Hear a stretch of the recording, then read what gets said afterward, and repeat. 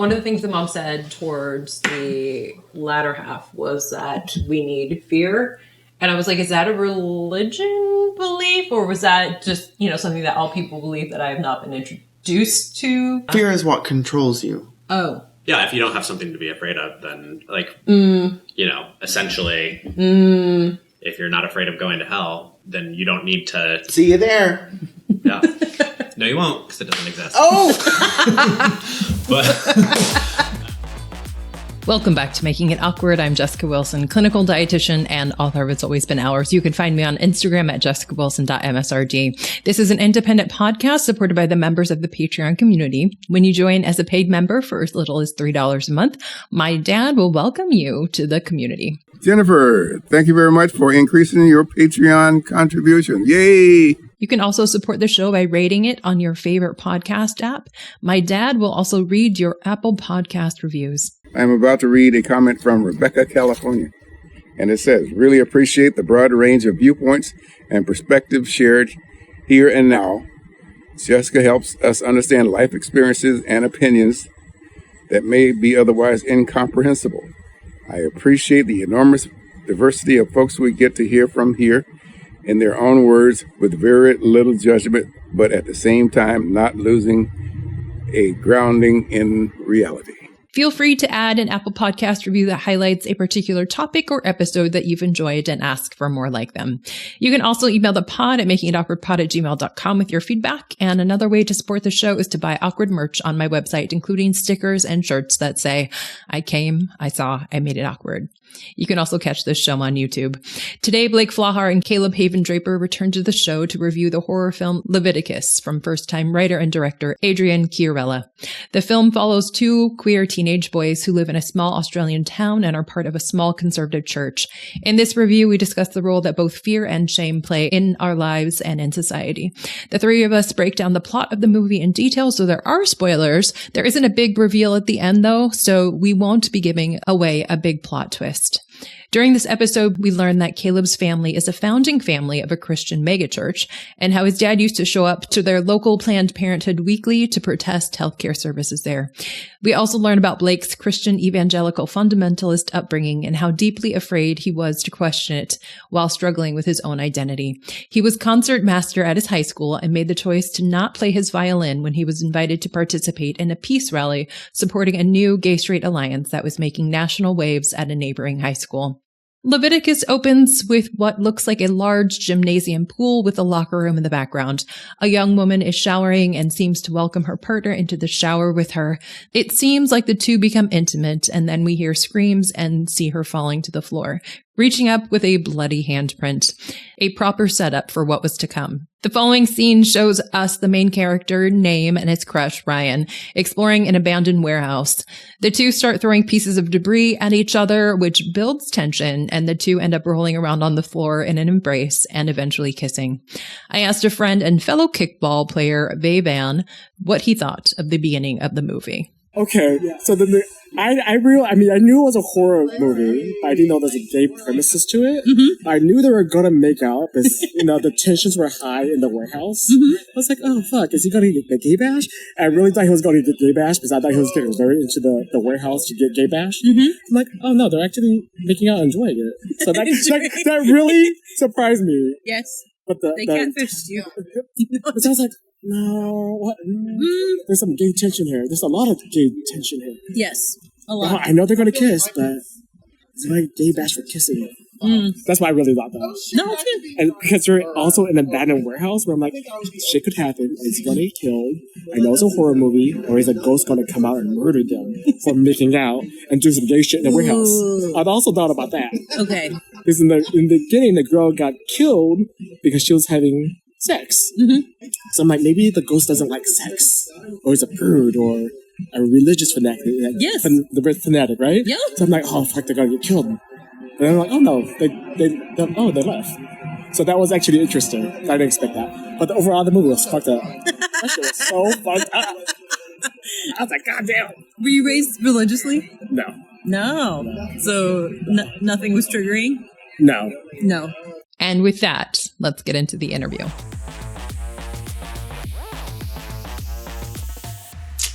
Caleb and Blake, Welcome back to the show. Hey. Hi, thanks. Yay. Twice in a month. Wow. Yeah, Wow. look at that. We love you, Jessica. Same. We are now a throuple. Blake and I used to be a couple, but we've I expanded edged my way in. Yes. Yes. Edging. Blake's talked about edging on the show. Okay. Different kind of edging, This is but true. Yes. We are here I don't like edging. to talk about the film Leviticus. Save that for another episode. We got one. Okay. You heard it here first. We're going to come back to edging. But here today, let's talk about Leviticus, the film. You all saw it in the theater at night. I was late to the party, saw it on a random Monday. Break it down. What's the plot? The plot of Leviticus is about these two teenage boys who are growing up in a kind of a oppressive religious community. It's weird because it feels cult-like at times, but then doesn't feel cult-like at times, and it's clearly like the middle of nowhere in Australia, I guess. Yes. And they find each other and they become attracted to each other, and the church and their parents find out that they are engaging in these activities together, and they bring in this like exorcist type person to perform this ritual on them that ends up releasing this kind of shame monster on them that they spend the rest of the movie trying to escape. And the shame monster takes the form of Whoever they are most interested in, which is each other for them. So it's some suspense the entire time of you don't know if like the person in front of you can trust or if it's actually the monster. And the monster the monster does kill people. Yes. Yeah. Okay. So there was a triad here. I was expecting going into the movie with just two gay kids. Turns out there's three. A very small community to have three gay kids in it, but we're okay with it. Three queer men. One is the pastor's son, The right? pastor's son, yeah. Right. He is not in the primary couple. Yeah. But He's in the polycule though. right, the polycule. Ooh, the polycule. Secondary partner. Uh-huh. All right, so what did you think of that triad? And then what did you think about how they interacted with each other? Like the throwing of things, the like hitting. It was interesting because other than the fact that they eventually end up making out, it really felt like they were like taking out their shame on each other and like being really aggressive towards each other, throwing rocks at each other and like fighting, Rolling around. to get some aggression out so that then maybe they felt okay about the sexual stuff they were doing or something. But yeah, weird. It was weird. I mean, it seemed like roughhousing. Yeah, it was roughhousing. I think what was really interesting was, yes, the intersection of like violence and lust, and that like, you know, they were adolescents, that's how they showed affection for each other, and then through that, like, you know, that they're like hurting each other, roughhousing, wrestling around, but then like they make out. And then it's like, okay, you know, yeah, violence is how they showed affection, but then the way that Name found out that the other two, or found out that his primary polycule member was having the same experience that he was having with him, like cheating on him. Yeah. He realized he was cheating because he caught him throwing rocks at this other boy. They weren't having sex. They weren't making out. They were throwing rocks. And that's how he knew that he wasn't the only one. Then they like crashed together and started kissing. Because actually you only saw one of them. Shit. Yeah, because the The laundry. pastor's son, I think, Yeah. was the one you Yes. saw. You saw the rocks hitting him.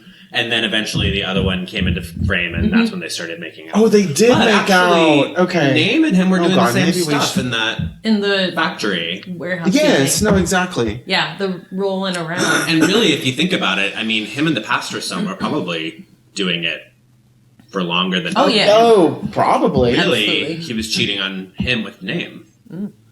But I But they're also... polyamorous, so it doesn't... Sure. Name didn't know that they were poly. No, Name didn't think they were poly. Oddly enough, I really identified with the throwing and the wrestling. I've never told this story Ooh, wait. before. My first girlfriend, so we were hardcore, like, flirting in organic chemistry class. I was 19 or 20. She was 3 years older. And, like, testing the waters, like, we were very funny. Like, we would make people laugh because of the way that we would go back and forth, you know. And we thought we were friends. And, like, there was this, like, tension that kept building and building and building.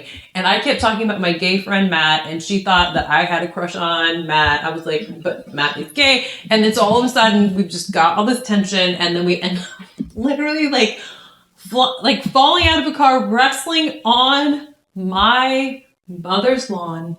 Hot. She ends up on top of me. I don't know how we got from, I don't remember if we kissed then or later, but it was like weird. Like, I don't think I've talked to anybody about it, but it was like, cause yeah, it was just a built up tension, and like that was some way to touch somebody without actually saying that you liked them. Mm-hmm.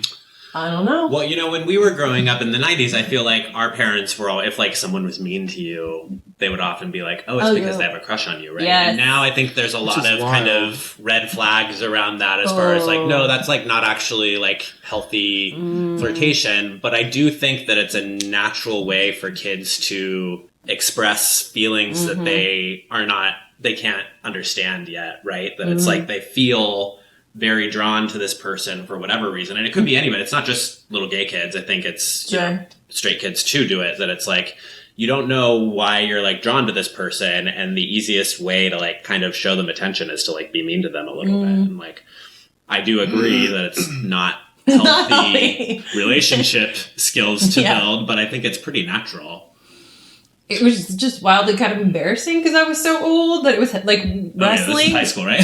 No, it was like 20 years. Oh, was this at UOP? Yeah. Oh, so this was our Matt. Yes! Okay. That's why I'm mutuals. Yes, this was the Matt that I was talking about. But yeah, embarrassing at 20. But yeah, it was.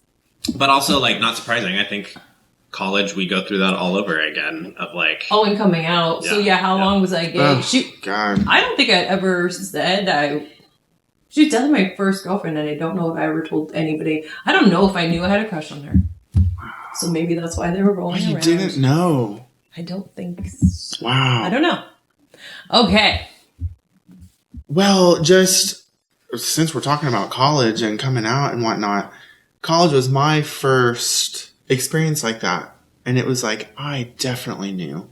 Like, I was like, oh, this is what I should have been feeling a long time ago. Do you know what I mean? It went south very fast. But anyway, but that's true. Like, you don't know how, I think especially for young people, especially if a feeling, if they're afraid of it, especially as a sexuality educator, like, yeah, if people are confused about a feeling they have, sometimes they'll deal with it in a negative way. Exactly what Caleb had just said. So,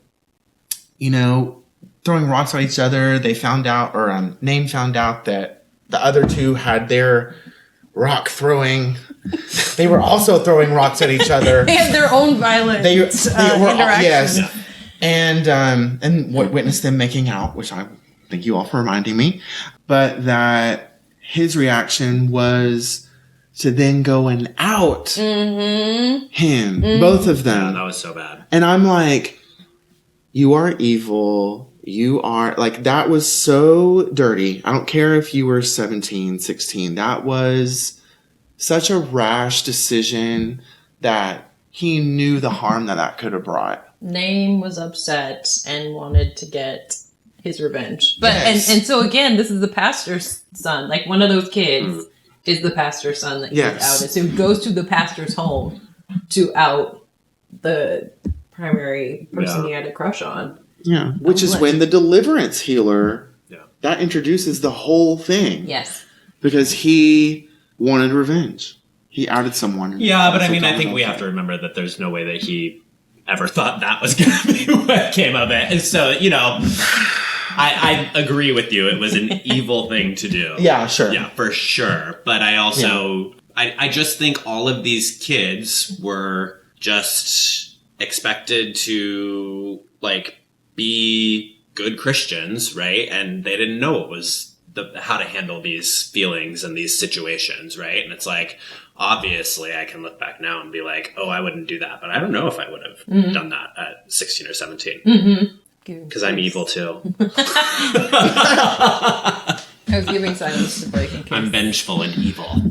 Oh my god. Slytherin. Yeah, I am a Slytherin. Yeah. Yeah. No, I think Even though I don't fuck with Harry Potter. ooh, Qualification. me neither. So we know. I've never read the book. Fuck J.K. Really? Rowling. No, I've never read the I read book. books in college. I've walked out of the films. I think they're boring. No, I am not a Harry Potter well, guy. let me say I actually really love Harry Potter, but I don't fuck with it anymore. Okay. Because of J.K. Rowling. It's Period. Yeah. No, fuck J.K. Rowling. Okay. One of the things that Mom said towards the latter half was that we need fear. And I was like, is that a religion belief? Or was that just, something that all people believe that I have not been introduced to yet? But like, we need fear so that we're on the right path? Yeah. Yeah. Fear is what controls you. Oh. Yeah. Yeah, if you don't have something to be afraid of, then, like, essentially, if you're not afraid of going to hell, then then you don't need to. See you there. Yeah. No, you won't, because it doesn't exist. Oh! But I'm not going to be there. Me neither. Because I'll be in heaven. So, fear. I don't think it's just a religious thing. Okay. I think it is very much a religious thing, but I think it happens everywhere. That it's like, if you don't have consequences to be afraid of, then why wouldn't you just do whatever you want, right? Mm-hmm. I mean, I grew up in a very oppressively religious home, so this isn't an example of a non-religious thing, but it was like my dad taught me that it's like people who do bad things always get caught and always pay the price, and there are always consequences. And so it's like even now, at 42 years old, I still, like, when I think about like doing something that is not something that I normally do, or something that is like not necessarily in line with my values, right? I'm like, oh, but they're going to find out and I'm going to get in trouble. I thought I was going to get kicked out of school so many times. So I lived in that fear my entire childhood into my 30s, still deal with it. So it's very, it was, I mean, in that case, it did come from a religious, perspective, but I think it's just a tactic that parents use a lot of the time, or teachers, I went to, again, this is a religious context, but I went to, just in kindergarten, I went to a Christian, academy. And our principal, if you got sent to the principal's office, the rumor was that he would spank you sometimes. And looking back on it, I think maybe it was just a threat. Like, I don't think he actually, I do think that's illegal. But was it wasn't always. Yeah, it wasn't always. Yeah. But if you went to the principal's office, he would pull out the paddle and just show it to you. And that was, for me, a fearful person, that was enough to get me back in line, But I want to believe that he didn't actually paddle anybody. But it's, the fear works. I was afraid of doing many things because my mom would give me her raised eyebrow about it. That's why I did not have, sex in high school, because I didn't ever want to tell her that I needed an abortion. I didn't ever do all of these things because she would have to know some portion of it, and I just was terrified. Yeah. But yeah, very, very skillful. And I think about now and where you work and the fear that this administration has brought upon all of us, and the ways that we have had to act in order to navigate that fear or mitigate it, and how it has changed a lot of things. We need fear. So yes, the oppressors do enjoy having us be fearful. Yeah, and I think, we find out that the mom in the movie, I think, knew exactly what was going to happen, right? Yeah. But, you wanted to, or I wanted to believe up until I found that out, that she would not have agreed to that, right? That she just wanted him to be spared. Right. And that seemed like that was the thing. But she seemed to know that, the shame monster would come after them. I don't remember. Am I right about that? Yeah. She knew. Oh. But the thing is, the film, it made you feel empathetic towards her up until that point. I think you think like something's going to happen where she's going to realize her son is being harmed. He's in danger. His life is at risk. He's being tortured. He's being followed. Like, he's paranoid, all these things, and other people as well. Obviously, his love interest, and then his love interest, the other one, and the other rock thrower.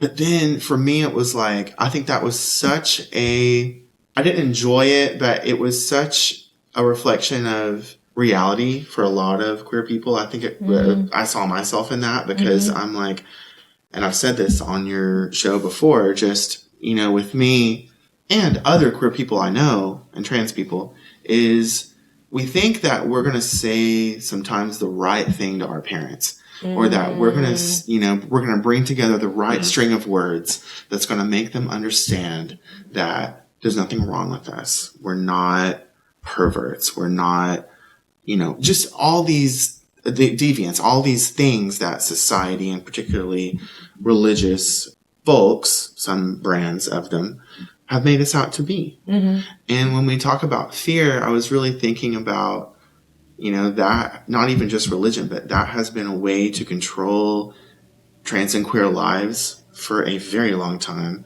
not just politically through like the police and now, obviously ICE, but also through messages that we're told about our own health. Like, obviously I think about STIs, HIV, and how the shame and the fear that a lot of that messaging comes from, that forces people to have sex and love in dark corners in ways that are not the safest. It makes them take higher risks. So there's a lot of intersections. All these people that are coming after trans people, those people who are like, protect women, they don't give a shit about the Epstein files, which I think is really interesting. Do you know what I mean? I think they don't give a shit about women. Yeah. Well, I mean, period. Women. Even the women. Yes. No, exactly. Even the fragile white women that they really want to protect, they don't actually. Yeah. No. So it's just, I think that just, I don't know. I just wanted to say that because I think it's so hypocritical coming after trans people for XYZ stupid, harmful myth that they spout whenever they're okay with a rapist for a president and they're okay with covering up pedophilia in the federal government. It's just very interesting. I mean, I will say I think there are people who hear the lies that are told and believe the lies and do think that what's going on is protecting women. Oh. I think there are people who hear those things and think like, oh yeah, we have to protect the women, right? So I think, but I know what you're saying. The people who are enacting the legislation and starting the battle cries and all of that don't give a fuck about women. Well, and or anyone look, but themselves, really. Sure. I think also, like, I have made my way from conservative, fundamentalist, evangelical Christian to queer, ultra-liberal, leftist.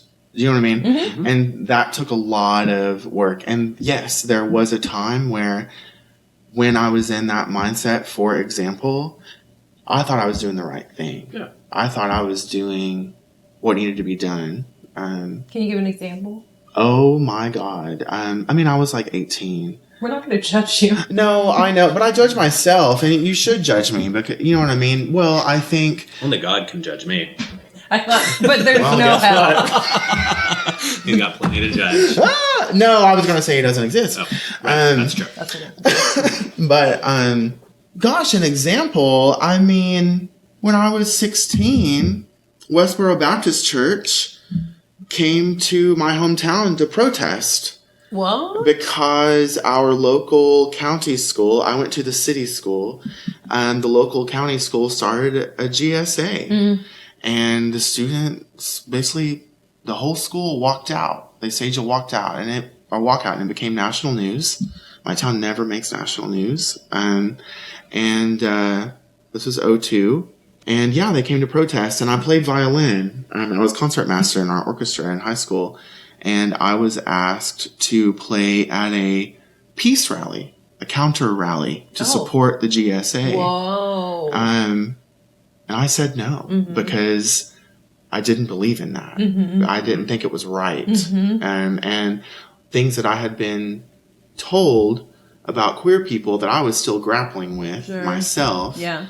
Was that, well, high schoolers shouldn't have a club about sex. Sure. That's what I was told. Yeah. And now I'm like, wow, these idiots, like, they believe this. It's so much more than that. So there's something to be said about what you said about, we can be empathetic to why someone believes what they do if they're brainwashed, frankly, because that's what it is. I don't believe that people who do believe certain things for religious reasons have thought deeply about it. I think they're just told what they're believing what they're just told what this white man on a stage tells them to believe about a book that was written in several different languages across hundreds of years and has been translated many, so there's not a lot of intellect that goes into the harm that they cause. Yeah.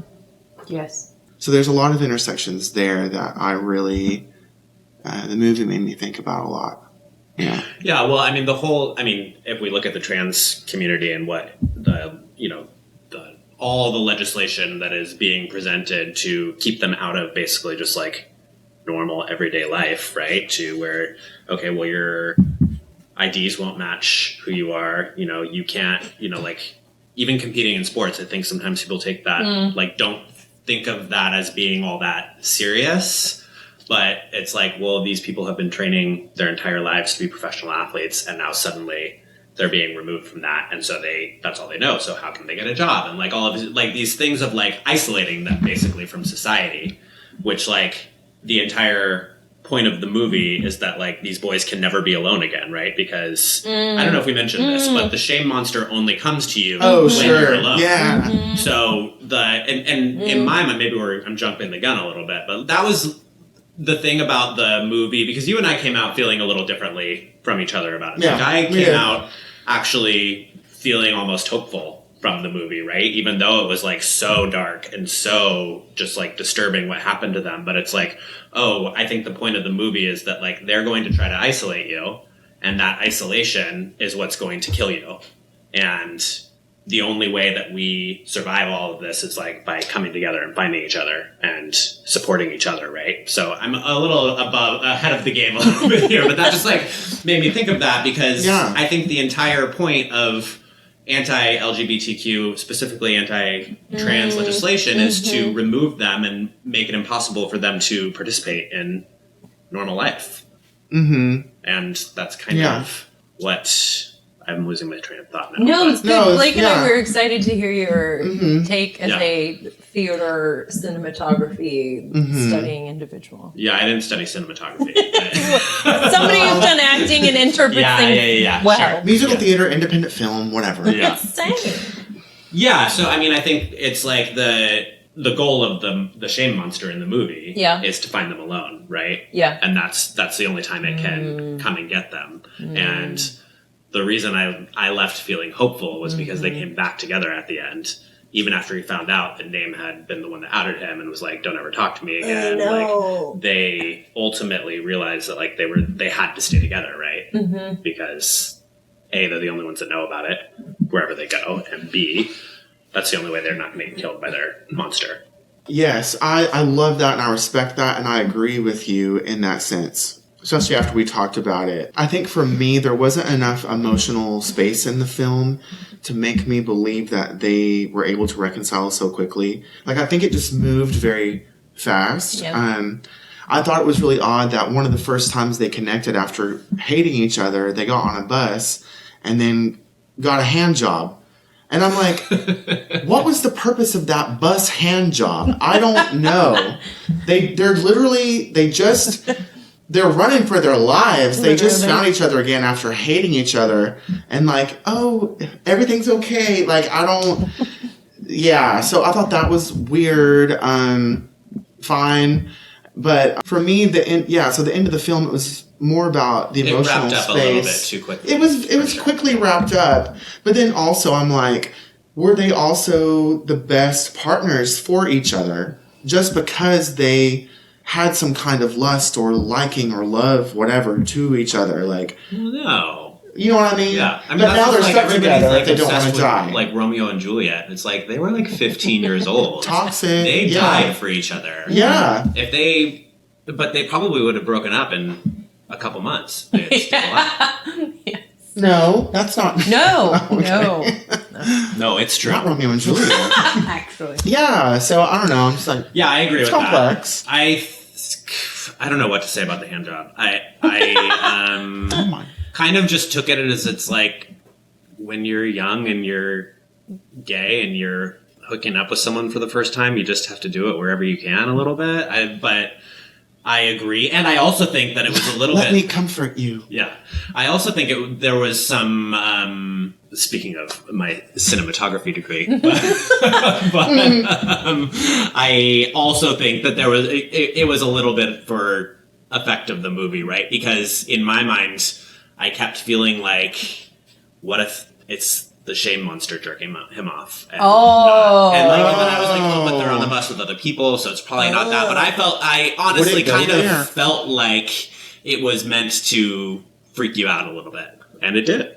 For different reasons than it did me. Wow. No, same. I was kind of confused. I didn't know, like... They were coming away from talking to The girl who had stayed in the hospital, Mm-hmm. who was the partner, ex, or girlfriend of the woman who died at the very beginning. So they had both been inflicted with the monster, and so one was living in the hospital to constantly be around people. And the boyfriend went to go visit her in the hospital, and she said, the more you're drawn together, the more there will be monster. And so I took the hand job as they are becoming more drawn to each other in this moment than they had been. So the monster gets stronger. Yeah, that's what I was thinking there.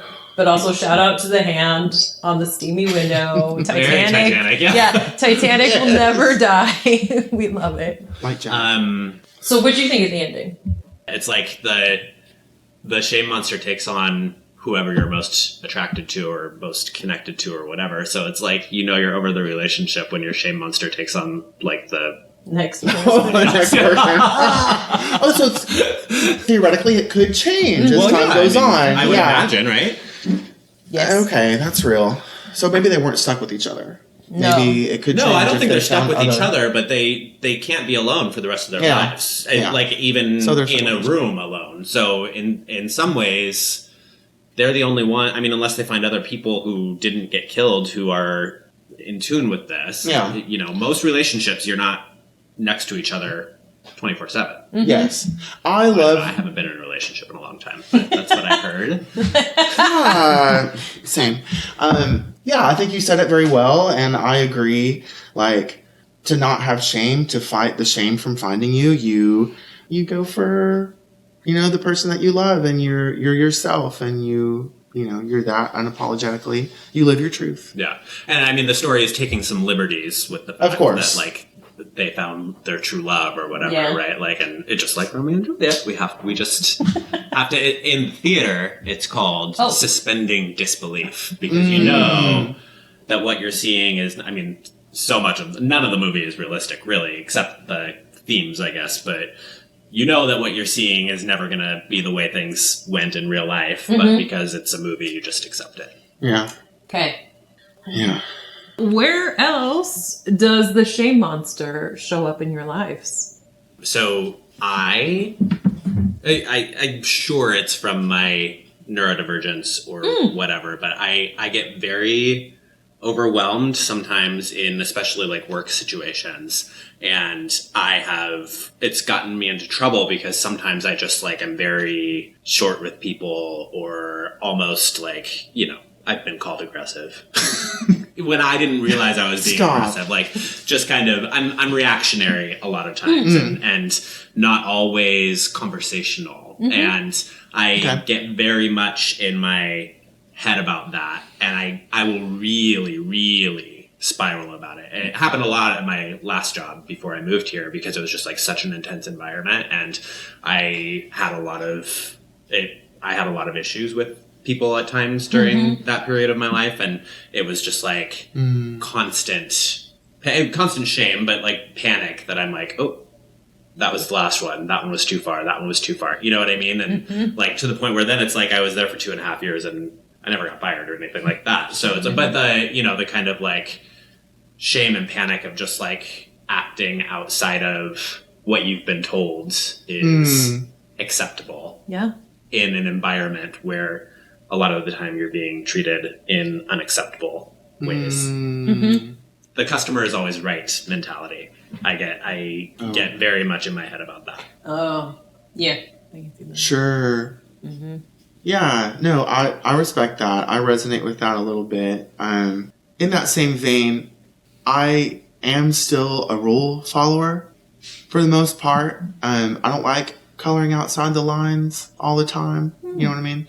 But part of that is because of just my upbringing. There are certain roots that I was raised with that I haven't been able to pluck out yet fully. And so, I don't know when that'll happen, but, but also I think self-doubt is a huge thing for me.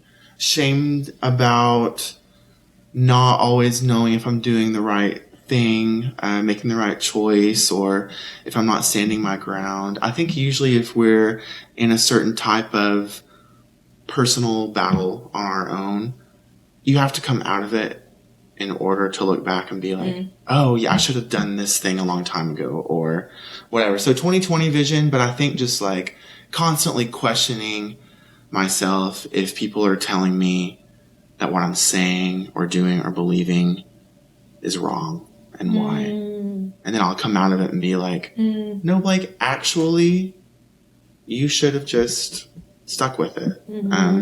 So, yeah, self-doubt. Well, I think one of the things that comes from an oppressive upbringing is just believing whoever tells you that what you're doing is wrong. Right. It makes you go, is it? Wait, Yeah. hold on. What do they mean? Oh, Yeah. God. And I don't think I'll ever be fully broken of that, personally. No, God, that is so valid. And because what I do, I end up I intellectualize everything. I have to look at things from not everything and not every angle, but I have to look at things from every angle to be comfortable that I'm doing the right thing. My shame spiral comes from like clutter in my living or my work environment. I can function in clutter, like I don't even see it. Like it's not even there. Like I left something there yesterday and Saturday, like I don't see it. Also if I don't have my things out, I will not find them. Like I put something away, like I put a pen or my glasses or something like in its place that I think it's supposed to go. I won't see that. No, what's the point of putting something away if you can months, 4 months I won't see it. But my shame spiral comes from living with somebody who is great at putting stuff in her place, in the place that it goes. So it is like clearly if there is clutter, 90% of the time it is mine. And if it was 50-50, like I would feel okay with that. Yeah. But it is like if there is chaos, like Jessica has been the one to create it, and I hate that a ton. I know other couples like have systems and like don't care and are just, and like I know that I'm married and I will stay married, and Alicia has not ever divorced me over this, but I cannot just like be okay with so much chaos and clutter while having somebody who is able to put her shit away at the end of a task. Sure. Yeah. It's rough. God, living with people is so hard. I know. Agree. Hard agree. Yay, adulthood. Yay. Religious trauma. LOL. LOL. So throughout the movie, the central community is only so there's school, but the religious community is the primary community. The church is small, like small village. Nobody seemed to be having a good time there. It did not look like a fun church to be a part of. Everybody just looks sad, and it really seemed like everybody in the town went there, but then there were only like 30 people in the room. Yeah. Mm-hmm. I don't know. Anyhow, what type of churches did you go to? And were they fun? Did you enjoy being there? Because my perception of church is that it's just a good time. That people sing there, and you get to be part of the choir, and you like going. But yeah. I grew up in a mega church. Yeah. Yeah. Mm-hmm. That is, we were one of the founding families of this church. Whoa. That we started in like the auditorium of one of the high schools in town, and then moved into one, like our own building. And then like the congregation just grew and grew and grew until the point where they were doing like 3 or 4 services every Sunday. And then they built this like mall church, basically, that if you're ever driving like from here to say Yosemite, and you like go through Manteca, California, and you like take, maybe Yosemite's not the right example, but if you're on the 99 and you stay on the 99 past Manteca, there's a huge mega church right off the freeway, and that is the church that I founded. That I founded. I started it. And there was like it was like, did you ever see Saved? The movie Saved? Yeah. No. Oh, you've got to watch Ooh, it. it's a good one. Okay. It's a good one. So good, yeah. But it was like that type of thing with like the worship band and like big, like tons of a huge stage and like stage lights going crazy. It was a concert. And like just hundreds of people. I mean, probably now there's like, I would say at least 1,000 people in a service there because the space is so big. And then, you're there for the worship band, and then there's like a little sermon from the pastor, and then people go to wherever they're meant to go next. So it's like they have a youth, there's a teenage room, probably a younger room, and the parents probably stay in the main room or something. And the youth pastor, I remember, this is the late 90s probably by this point, but like literally saying to the youth group that like AIDS is God's punishment for being gay to a room full of young people. Yeah. Things like that. Yeah. So you have the really fun worship band, and then you go and you like find out whatever thing is punishing you for whatever thing you're doing, right? And you mentioned this movie to us that was giving you a bunch of interesting religious theories that your aunt had shared with you. Yes. It was called, so I was like 9 or 10, and me and my cousins, my aunt made us watch this video cassette tape called Gay Rights, Special Rights. And I didn't know about being gay. I didn't, I hadn't hit puberty yet. I hadn't thought about my own life in that way. And this film, all I remember from it as a 10-year-old or a 9-year-old, whatever, was it was talking heads basically showing sexual acts or sexually explicit acts, or, what I'm talking about. There was no nudity, but, at pride parades, it's just so men and women dancing together provocatively, and talking heads talking about, they eat each other's feces and pee on each other and whatever, in which it's like, well, but, we'll giggle over that. I know, which is funny. We laughed at it because that does happen, and that's okay. And period. That's okay. We're not sex negative. People do whatever the fuck they want. But the point is, as a 9 or 10-year-old who will grow up to be queer, as a fear tactic. Exactly, uses a queer tactic, a queer fear tactic, to shame you, to make you feel like you're disgusting and dirty and perverted and sinful and you're worthy of hell.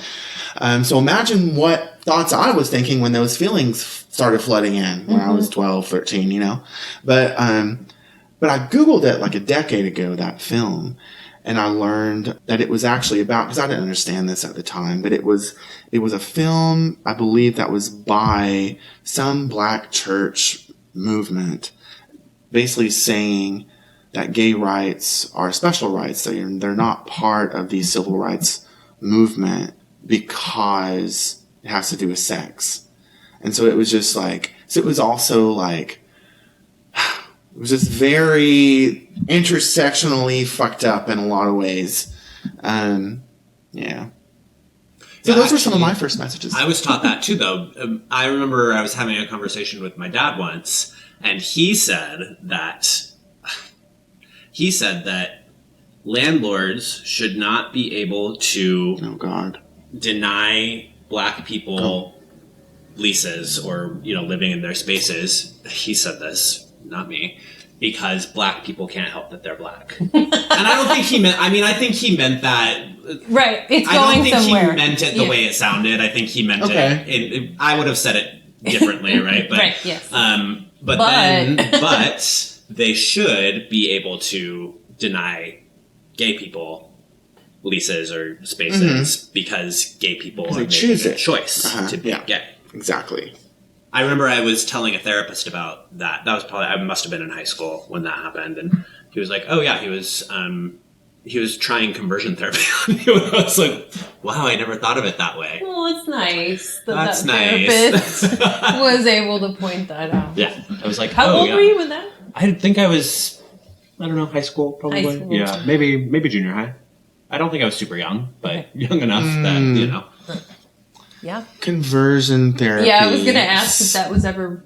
So, in my late teens, before I had gone to college, it was when I was really suicidal over being gay. Horrible. I hadn't left Christianity yet. I was trying to reconcile all this stuff. I was always on, gaychristian.com or net, and they had message boards, and I was just always looking up is being gay a sin, or just everything. And but a lot of things that I came back to, one of those was Exodus International, which was the main conversion therapy Christian organization. It was a big deal, and so I was dabbling in the ex-gay movement, trying to figure out is this for me? Is there a place for me? I didn't know, of course, it's not evidence-based. This will hurt you. I didn't even know that being gay was okay at the time, or that my awakening had not yet come. Okay. And so, hell, I even had a girlfriend at the time. Sorry, Felicia, but literally her name. Yeah, her name. Nice. Yeah, sorry, she'll never see this, but anyway, that's a whole other story. But what I was going to say was, when I was in my 20s, I met someone who had an experience with conversion therapy. And he was telling me about it. He said that his mom would drop him off at this place 2 hours away and then leave for the day, come and get him. Paid in cash in case he wanted to be president one day. Didn't want there to be a paper trail. Didn't want to be a paper trail. Really want their kids to be president. I know. It's weird. Yeah.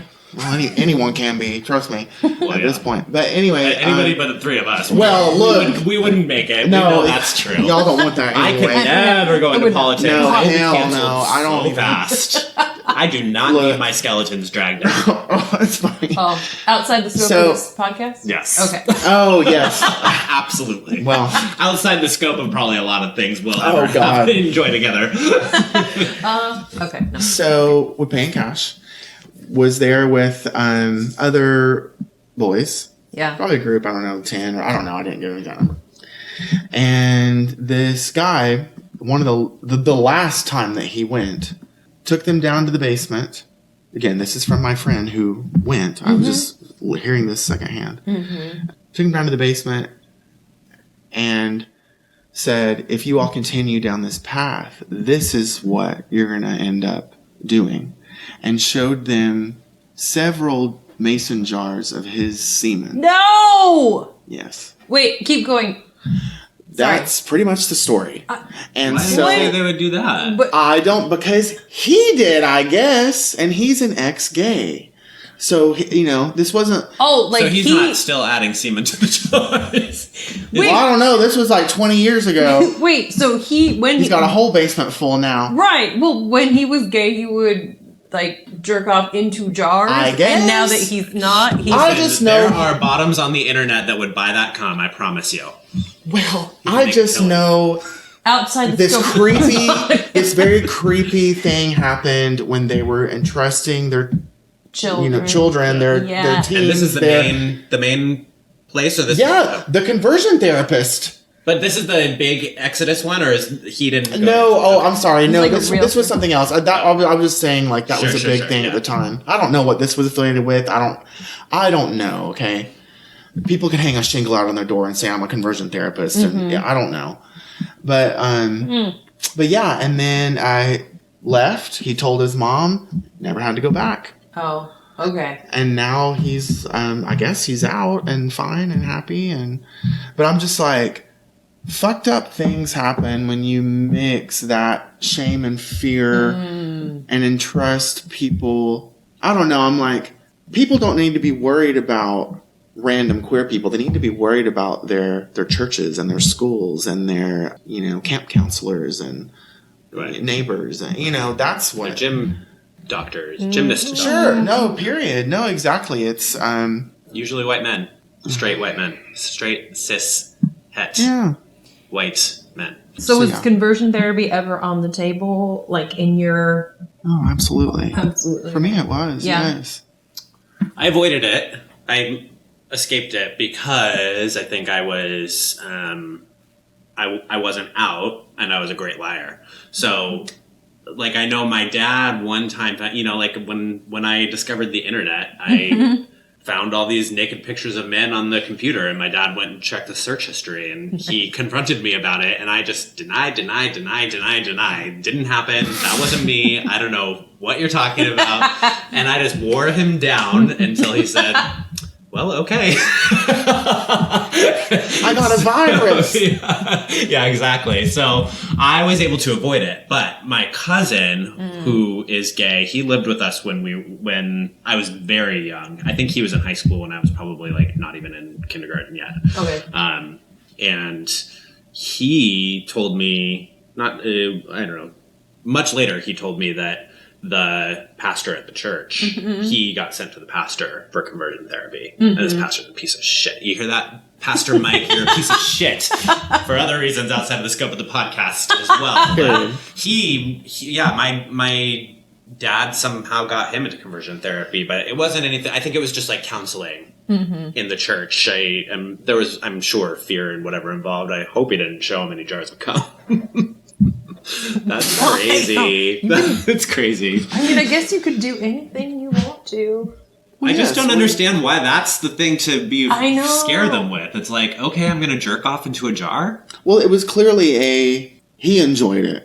You know what I mean? It's like you're gonna I don't think it was like me. So Yeah, is he gay and showing them what he does because he's still gay and hasn't? I have he no for idea. Sure is still doing it. I was repeating a story. Still I don't know the jerking off into context. big jars. He is. I have just as many questions. Fair.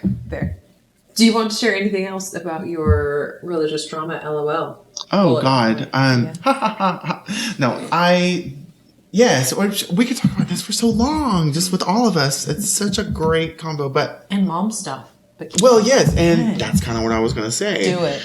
So I had watched that gay rights, special rights video, right, and been traumatized by, they eat their shit and whatever, and then, children, I giggle. I'm sorry. But when I was like 13, I was like 12 or 13. Obviously, when feelings start arising, when you start having a romantic sexual orientation, when feelings, come about, I don't know, I was riding in the car with my mom. I don't think I told this story on one of your other episodes, but I was riding in the car with my mom, and some radio ad came on. I don't know, it was something about queer people or, gay people. I don't know what it was. And my mom looked at me and she said, honey, you can tell me anything, but please don't ever tell me you're gay. Oh, Mom. And I was like, got it. Don't worry, Mom. Yeah. Yeah. Did she think you were gay? This is one thing that pisses me the fuck off. Because I had a fantasy of coming out, and the mother, I knew this wouldn't happen in my context. I knew it wouldn't happen. But hearing whenever other people come out and they have the experience of, oh, finally, or I always knew. We were waiting for I you to always feel knew. comfortable. I knew.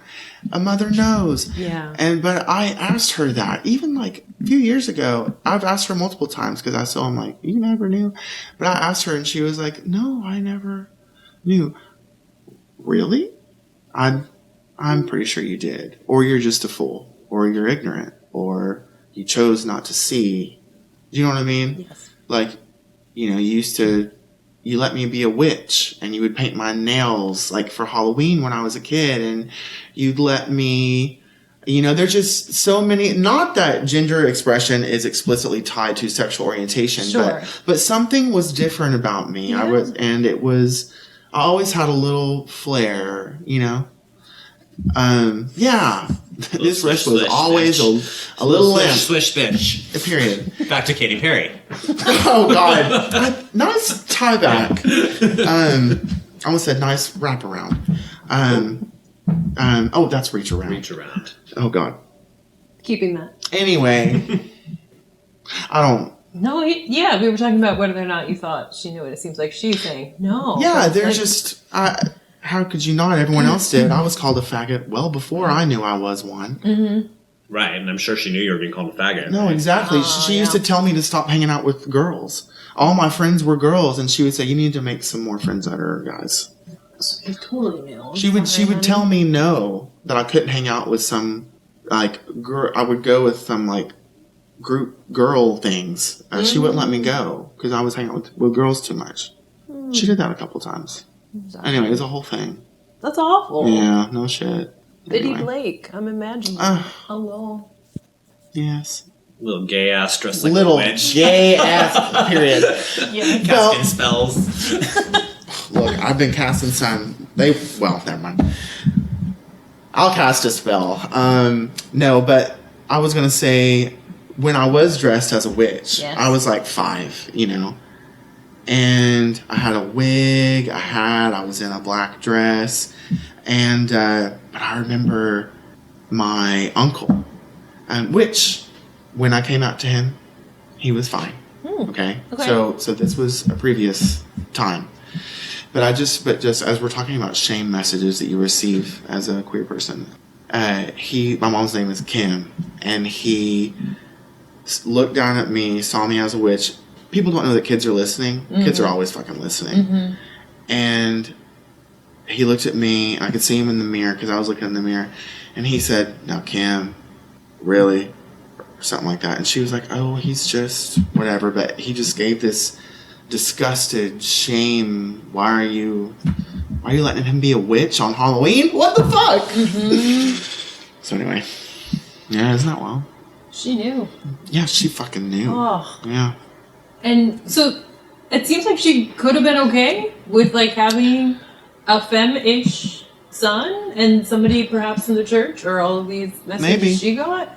I don't know. I feel like there's some moms that would never paint their 5-year-olds' nails if she like hated the gays. That's really sweet, and I'm sorry. It is. I don't know what happened. Yeah. Because, we've talked about this on your show, because we don't talk anymore. I haven't talked to her in almost 2 years now, really, ultimately. Probably for a total of 2 hours, though, in the last 2 years. But not at all since December. Before that, it was like May. So, I came out to her when I was 24 after my little sister passed away. Wow. And I thought... And she really came around for a good decade. And then she started, what's it called? Not backsliding. She started going backwards. She's regressing. Thank you. She started regressing, and I don't know why. And I think something to do with getting deeper into her religious beliefs happened. I think she realized she wasn't supposed to be as okay with it as she was becoming. Mm-hmm. Well, like Obama became president around that time. And then Trump became president after that. Yeah.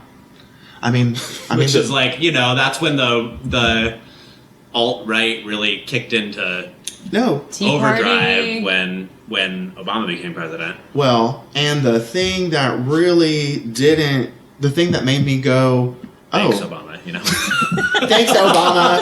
Please come back. Also that. Oh my gosh. The thing that made me realize, like, oh, I'm not going to get through to her was when we talked on the phone in December, she basically couldn't tell me if she thought it was good that women could vote. I think she was moving toward a one household vote. That's really coming into the... Yeah, but she... But, like, is she married? Yes. Oh, okay.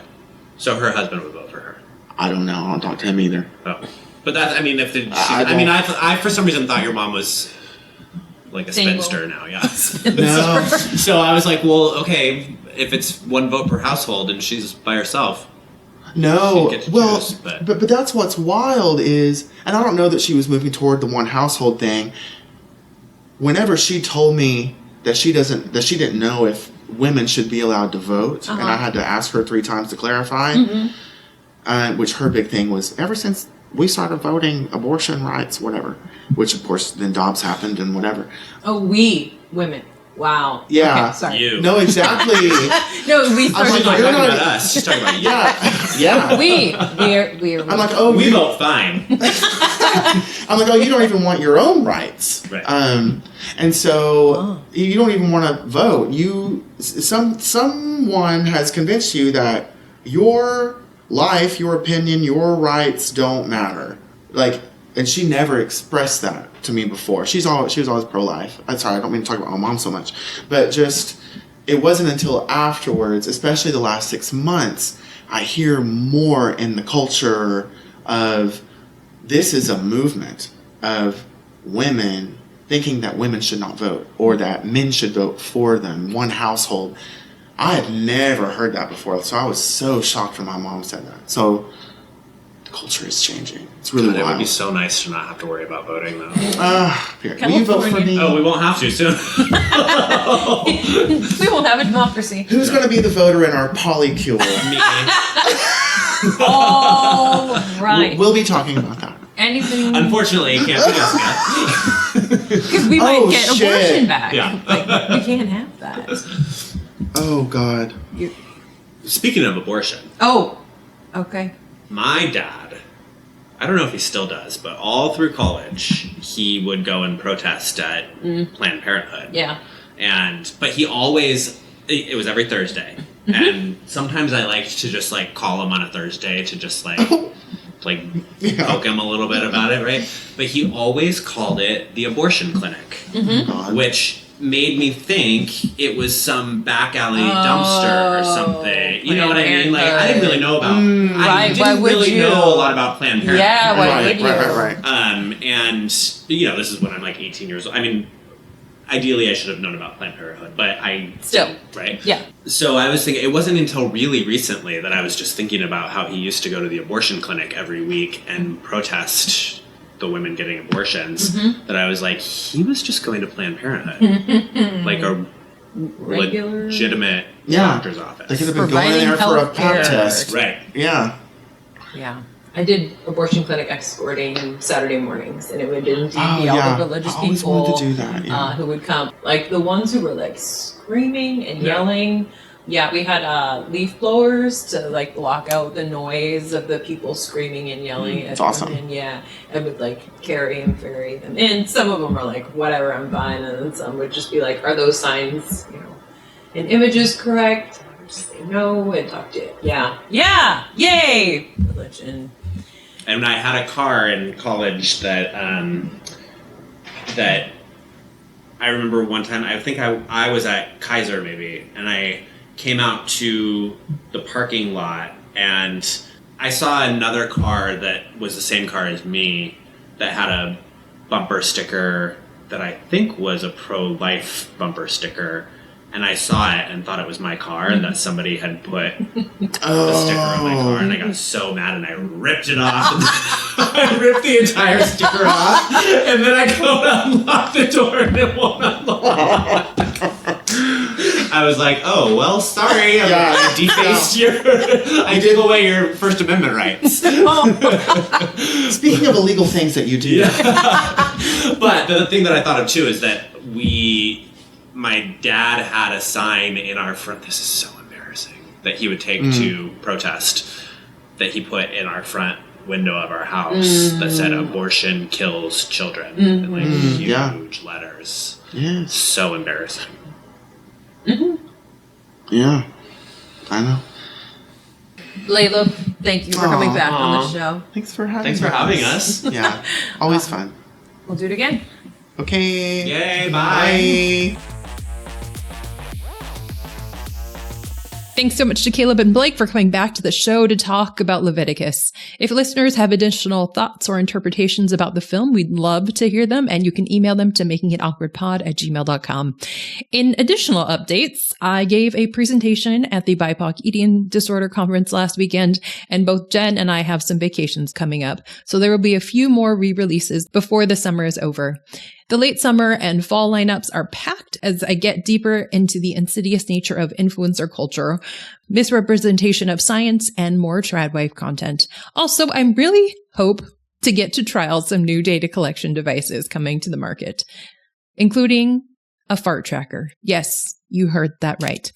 Until then, friends, support your queer and trans friends and make it awkward. This has been Jessica Wilson. You've been listening to Making It Awkward. You can buy my book, It's Always Been Ours, wherever books are sold. You can rate the show. You can review it. You can become a member of the Patreon community, linked in the show notes. This show is edited by the elite Jen Jacobs, whose family didn't start a megachurch, at least that I know of. It's supported by the Legacy of Sacramento Outward Services.